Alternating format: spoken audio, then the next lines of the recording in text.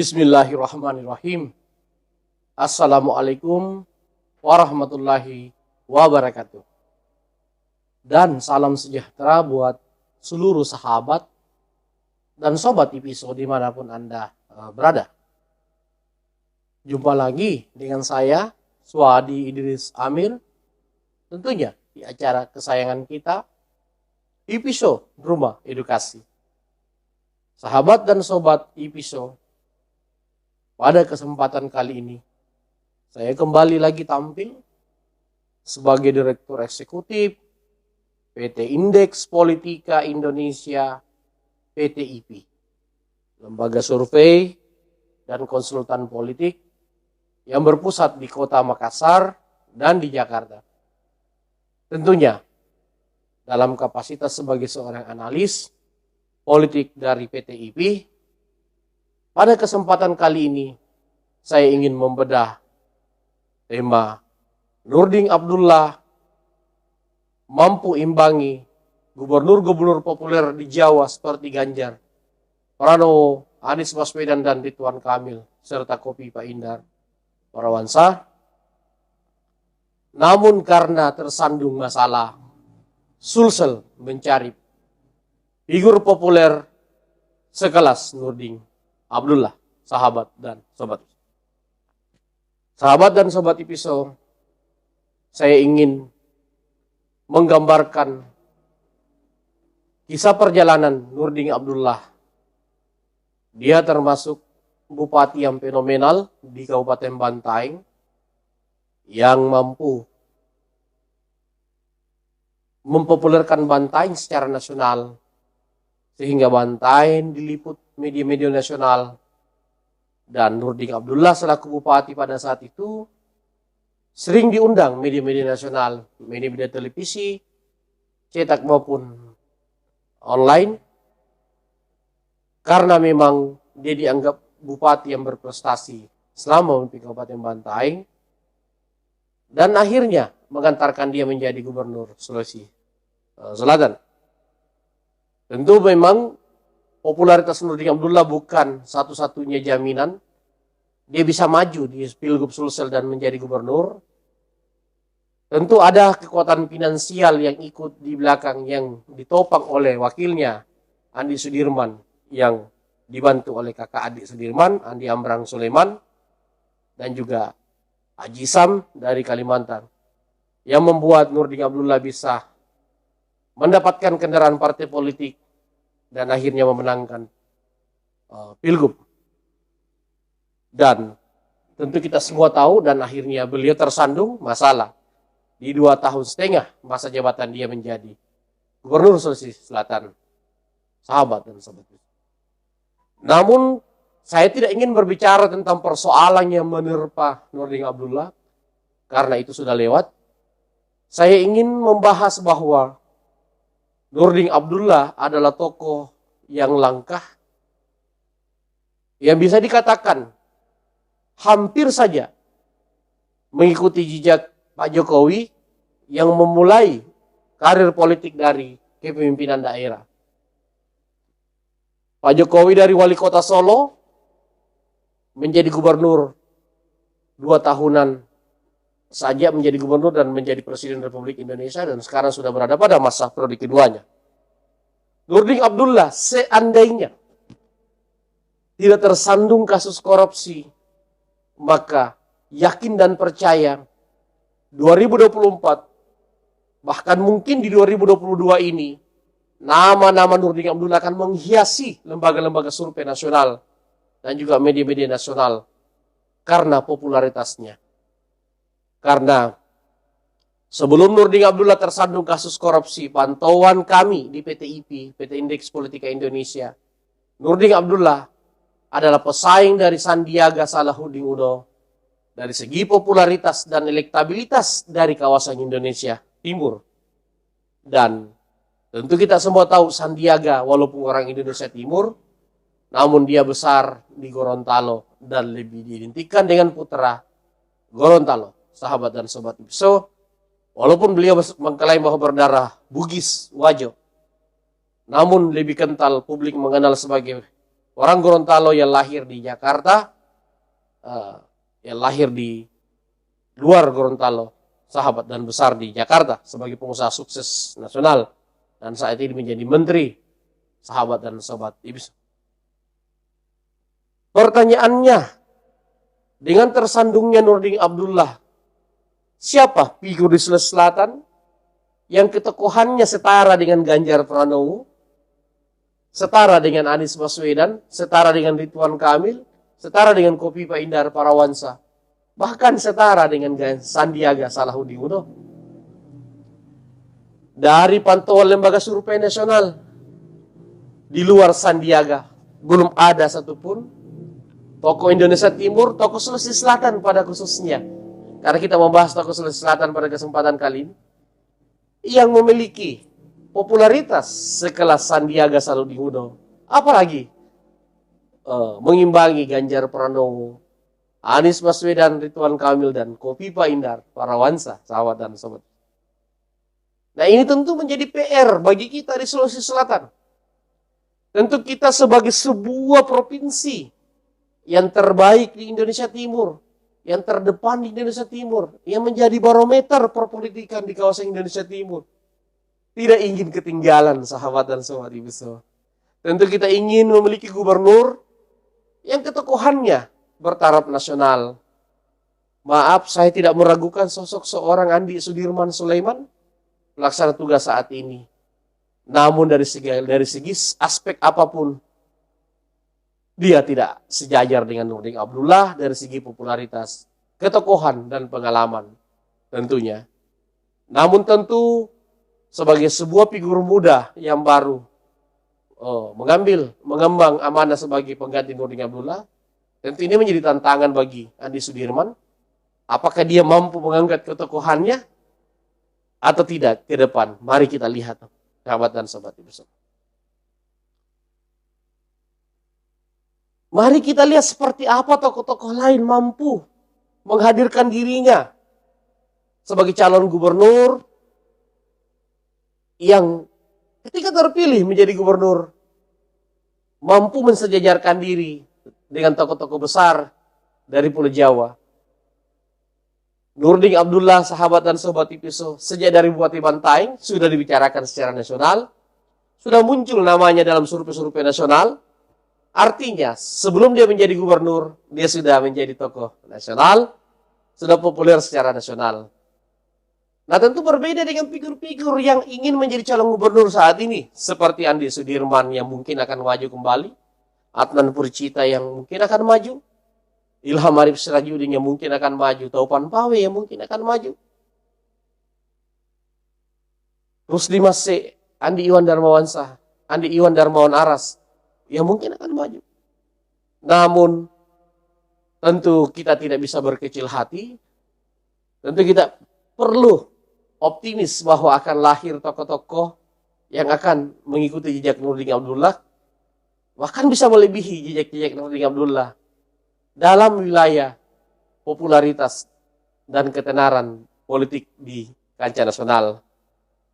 Namun tentu kita membutuhkan kepemimpinan yang populer dalam waktu dekat. Kemarin dalam diskusi-diskusi kami dengan para akademisi, para pakar, para akademisi merindukan tokoh-tokoh yang muncul nanti di perhelatan Pilgub, tokoh-tokoh yang memiliki kepopuleran, bisa bertaraf nasional ketika mereka muncul dan memenangkan Pilgub.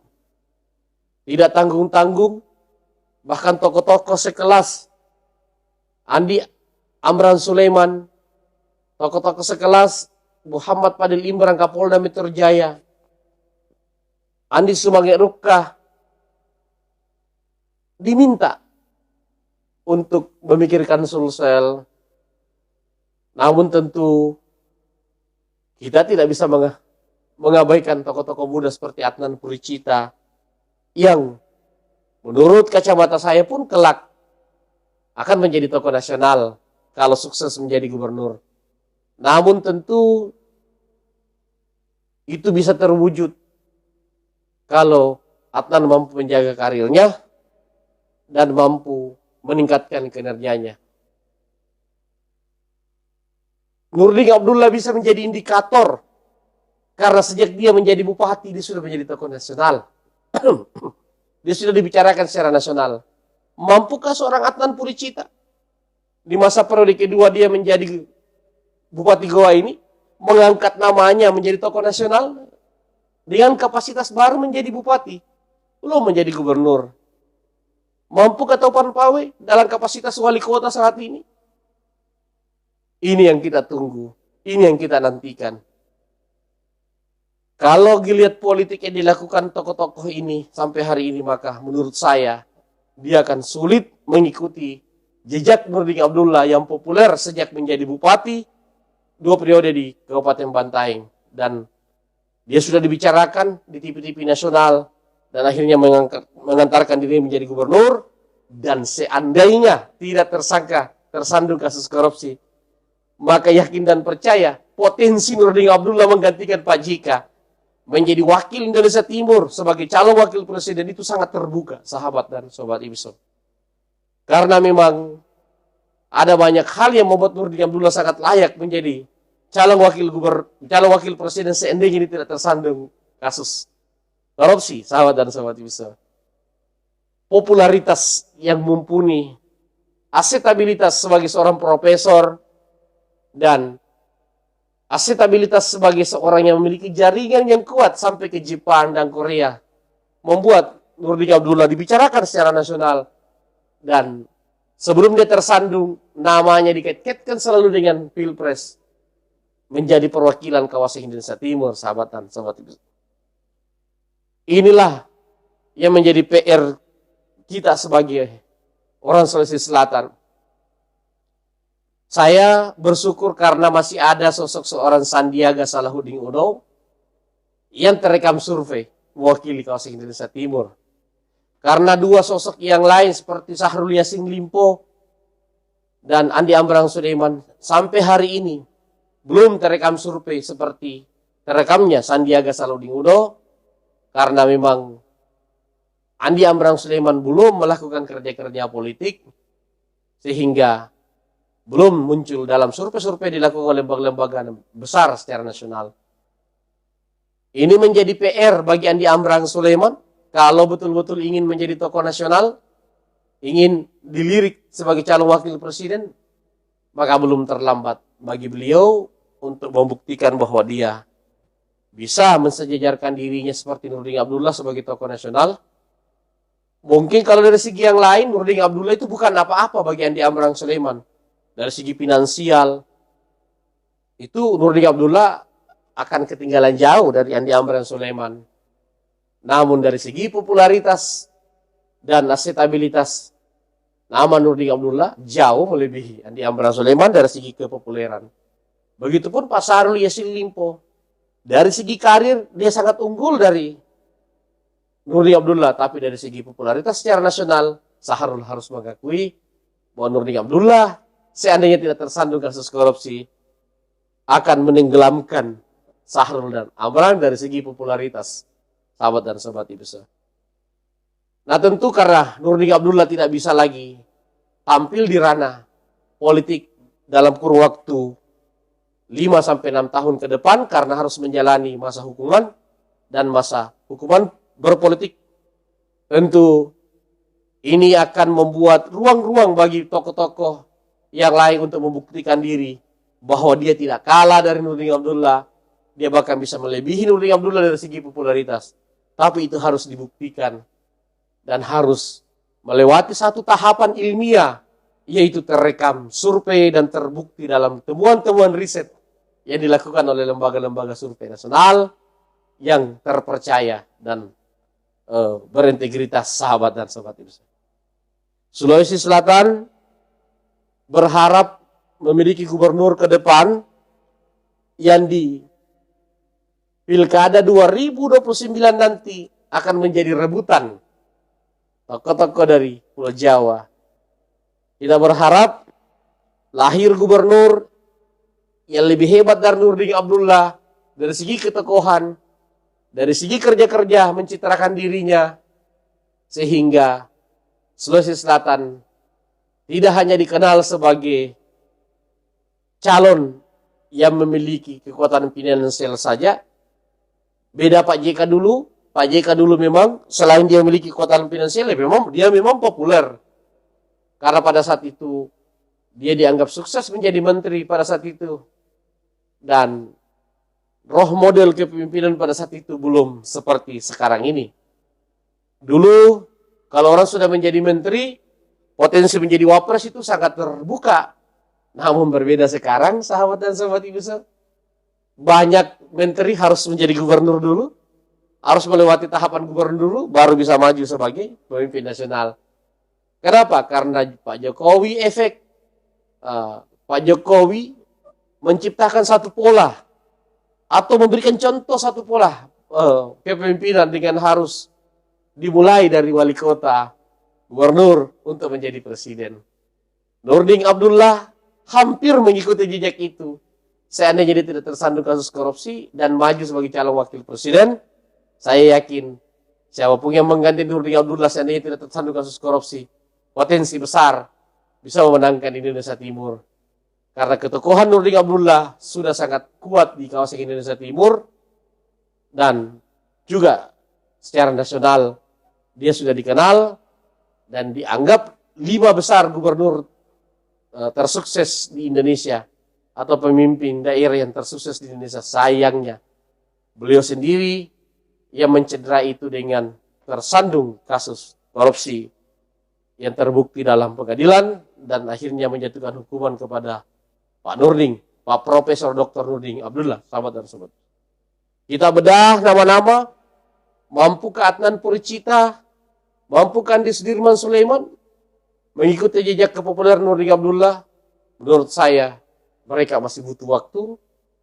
Mereka harus membuktikan dulu kemampuan mereka, baru bisa mengikuti jejak Nurdin Abdullah. Itu tentu berbeda ketika misalnya yang turun tangan ingin menjadi gubernur di Sulawesi Selatan adalah Muhammad Fadil Imran, Kapolda Metro Jaya. Saya yakin dan percaya ketika dia menjadi gubernur, dia juga akan jauh lebih dahsyat dari Nurdin Abdullah atau setara dengan Nurdin Abdullah dari segi popularitas dan stabilitas secara nasional. Begitupun ketika Andi Amran Sulaiman mau memulai langkah-langkah politiknya melalui jalur gubernur dulu, maka yakin dan percaya Andi Amran Sulaiman pasti bisa mengikuti jejak Nurdin Abdullah, menjadi gubernur populer dan jadi rebutan 2029. Tentu ini hanya bersifat masukan kepada mereka. Tentu mereka lah yang berhak menentukan. Kalau berbicara kekuatan finansial, Andi Amran Sulaiman ini kuat dan siap dari segi itu. Namun tentu ada satu fakta-fakta yang tidak bisa dibantah oleh siapapun, bahwa elektabilitas elektoral selalu menjadi rujukan dalam setiap perpolitikan nasional di era demokrasi yang terbuka ini. Karena biar segudang uang, kalau elektabilitas kita rendah, uang itu bisa saja tidak berguna. Kalau tidak bagus kita dalam membranding diri, tidak bagus dalam melakukan kampanye-kampanye atau sosialisasi politik yang efektif. Seperti yang dilakukan oleh Nurdin Abdullah. Nurdin Abdullah mungkin meninggalkan jejak-jejak buruk dengan tersangka kasus korupsi. Namun tentu kelebihan-kelebihannya, kehebatan-kehebatan Nurdin Abdullah tidak akan bisa dibantah oleh tokoh siapapun. Karena memang Nurdin Abdullah tokoh yang populer. Bahkan saat ini pun sudah tersandung kasus korupsi. Masih banyak masyarakat Sulawesi Selatan yang masih mengagumi dia dan menganggap ketokohan Nurdin Abdullah jauh lebih mumpuni dibanding figur-figur yang saat ini disebut-sebut ingin maju sebagai calon gubernur di luar Muhammad Fadil Imran dan Andi Amran Sulaiman. Karena kalau Muhammad Fadil Imran dan Andi Amran Sulaiman ingin maju sebagai calon gubernur, maka yakin dan percaya perlahan-lahan Nurdin Abdullah akan dilupakan. Karena ketokohan dari Muhammad Fadil Imran dan Andi Amran Sulaiman pun tidak kalah dari Nurdin Abdullah. Bahkan bisa lebih populer dari Nurdin Abdullah. Sangat tergantung seperti apa mereka memposisikan diri dan melakukan kerja-kerja politik yang real, efektif, dan tercium, terlihat, terbaca, publik secara nasional, sahabat dan sobat IPISO. Mari kita berdoa semoga gubernur yang terpilih 2024 memiliki popularitas dan akseptabilitas jauh di atas Nurdin Abdullah, sehingga kita kehilangan Nurdin Abdullah, kita menemukan pengganti yang jauh lebih mumpuni, lebih efektif, dan lebih berintegritas, sahabat dan sobat IPISO. Demikian analisis sederhana saya tentang kepemimpinan di Sulawesi Selatan menuju kancah nasional dari saya, Suhadi Idris Amir, Direktur Eksekutif PT Indeks Politika Indonesia, PT IPI, lembaga survei dan konsultan politik yang berpusat di Kota Makassar dan di Jakarta. Sampai jumpa pada analisis-analisis politik yang lain, pada kesempatan yang lain di IPISO Rumah Edukasi. Assalamualaikum warahmatullahi wabarakatuh.